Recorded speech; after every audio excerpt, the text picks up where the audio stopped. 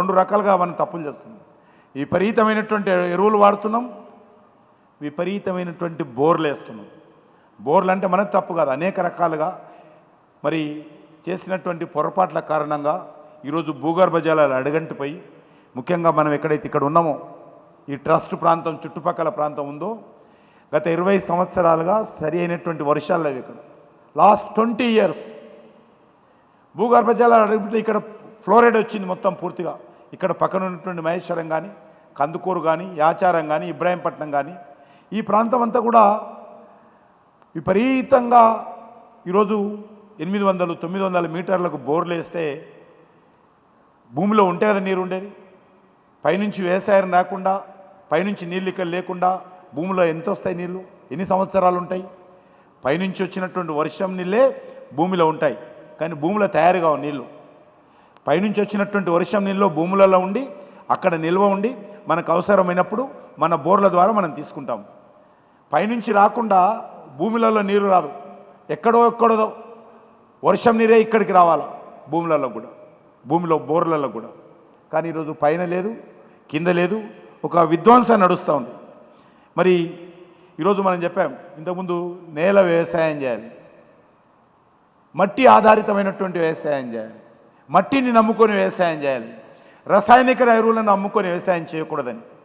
కానీ మనం నేల విడిచి సాగు చేస్తున్నాం.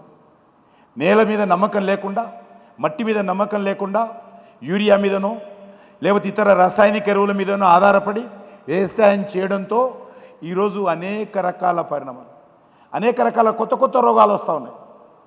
మనిషి గతంలో ఎంతైతే కష్టపడేవాడో ఈరోజు ఆ కష్టం చేయలేకపోతున్నాడు. మనిషి బలహీనమైపోతుంది మనిషి ఆరోగ్యం. కారణము మనం తినేటువంటి ఆహారం, మనం తింటున్నటువంటి కూరగాయలలో రసాయనిక ఎరువులు, మనం తింటున్నటువంటి అన్ని రకాల ఆహారంలో రసాయనిక ఎరువులు.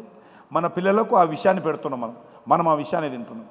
అందుకే గతంలో ఉన్నటువంటి పెద్దలు ఎంతో ఆరోగ్యంగా ఉండేవాళ్ళు, ఈరోజు మనం ఏ రకంగా ఉన్నామో ఒక్కసారి కొలమానం చేసుకుంటాం. ఈరోజు జీవన యొక్క లైఫ్ టైం పెరగవచ్చు, కానీ దానితో పాటు అనేక రకాల రోగాలు, ఎన్ని హాస్పిటల్స్ వస్తూ ఉన్నాయి, ఎన్ని రకాల రోగాలు వస్తూ ఉన్నాయి. ఆరోగ్యశ్రీ కింద లిస్ట్ చూపిస్తారు డాక్టర్, నాకు 600 రోగాలు ఆరోగ్యశ్రీ కింద వచ్చాయి.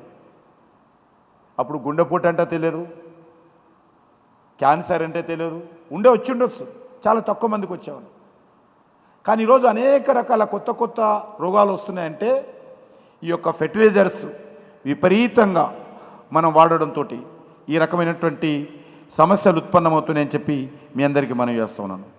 కాబట్టి ఎందుకు ఈరోజు మనము ఈ యొక్క న్యాచురల్ ఫార్మింగ్ దాన్ని మళ్ళీ మనం ఒక్కసారి వెనుకకు తిరిగి చూసి మనం దాని దృష్టి మీద కేంద్రీకరించాల్సినటువంటి అవసరం. రానున్న రోజుల్లో భూములలో రసాయనిక ఎరువులు వేయకపోతే పంటలు పండే అవకాశం ఉండదు కొన్ని రోజులైతే. కాబట్టి భూమిని రక్షించుకోవాలి. బంగారు కోడి లాంటిది భూమిని కాపాడుకోవాలి. మనం విపరీతంగా అత్యాశ కూడా పోకూడదు. అందులో చాలా ఆలోచన ఏంటంటే ఎరువులు వేస్తేనే మనకు ఇన్ని రకాల క్వాంటిటీ పెరుగుతుంది, ఉత్పత్తులు పెరుగుతాయి, లేకపోతే పెరుగవు అనేటువంటి ఒక తప్పుడు అవగాహన మనలో ఉన్నది. కాబట్టి విపరీతంగా ఎరువులు వాడుతున్నాం. మనం ఎరువులు తగ్గించి మరి సేంద్రియమైనటువంటి ఎరువులు, సేంద్రియమైనటువంటి పద్ధతుల్లో వ్యవసాయము, న్యాచురల్ ఫార్మింగ్ను పెంచాల్సినటువంటి అవసరం ఉంది. గో ఆధారితమైనటువంటి, పశువుల ఆధారితమైనటువంటి, పశువుల ద్వారా వస్తున్నటువంటి అనేక రకాల ఎరువుల ద్వారా, సహజ సిద్ధమైనటువంటి ఎరువుల ద్వారా ఈరోజు మనము వాడుకోవాలి. ఎంతసేపు జొన్నలు, ఆముదాలు, వరి ఇదొక్కటే. మనం మూస పద్ధతిలో ఉండేటువంటి వ్యవసాయ విధానాల్లో మార్పులు తీసుకురావాలి. సేంద్రియమైనటువంటి పద్ధతిలో న్యాచురల్ ఫార్మింగ్ ద్వారా మరి మనమందరం కూడా ఈ పంటలను మార్పిడి చేసుకొని మనము ఈ ఆర్గానిక్ ఫార్మింగ్ ద్వారా మరి కొత్త విధానాలను తీసుకొచ్చినట్లయితే వ్యవసాయదారుడు ఇద్దరూ బతుకుతారు.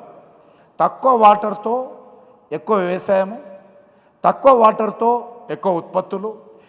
మరి ఎరువులు అంటే రసాయనిక ఎరువులు లేకుండా ఉత్పత్తులు పెంచుకునేటువంటి విధానం, మరి లాభదాయకమైనటువంటి వ్యవసాయం పెంచుకునేటువంటి విధానం, మన దేశానికి కావలసినటువంటి తిండి గింజలు ఉత్పత్తి చేసుకునేటువంటి విధానం, ప్రజలకు ఆరోగ్యకరమైనటువంటి వ్యవసాయ ఉత్పత్తులను అందించేటువంటి వ్యవసాయ విధానం, ఇవన్నీ కూడా చేయాలి. అదేవిధంగా మనం ఏక వస్తువు భవిష్యత్తులో ఏ ఒక్క వస్తువు కూడా ఇతర దేశాలలో దిగుమతి చేసుకోకూడదు. అంటే వ్యవసాయ ఉత్పత్తులు, ప్రధానంగా వ్యవసాయ ఉత్పత్తులను దిగుమతి చేసుకుంటున్నాం, నూనెను దిగుమతి చేసుకుంటున్నాం, వంట నూనెలు తినే నీళ్ళను దిగుమతి చేసుకుంటున్నాం, మన వెహికల్స్కి వాడే పెట్రోల్ ఉత్పత్తులను దిగుమతి చేసుకుంటున్నాం. ఇవన్నీ కూడా మారాల్సినటువంటి అవసరం ఉంది.